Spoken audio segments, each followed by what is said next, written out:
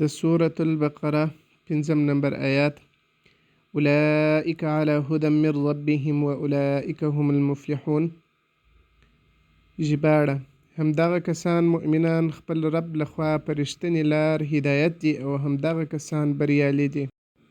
او دا آیات د هغو مخلصو مؤمنانو په ستاینه کې نازل شوی چې په الله ایمان لري، په غیبو ایمان لري، لمونځ کوي، د الله له ورکړې نه لاره مصرف کوي، په پیغمبرانو او آخرت ایمان لري.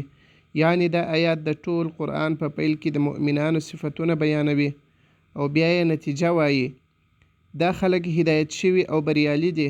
د دې آیات لپاره کوم ځانګړې پیښه سبب نزول نه دی راغلی، بلکې عمومي ستاینه ده د ټولو حقیقي مؤمنانو لپاره.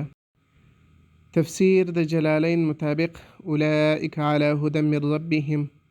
اولئک یعنی همدغه صفات لرونکي مؤمنان علی هدى یعنی په ثابت هدایت ولاړ دي، قوي او ټینګه لار لري. من ربهم یعنی دا هدایت د دوی د رب له طرفه ځانګړې تحفه ده.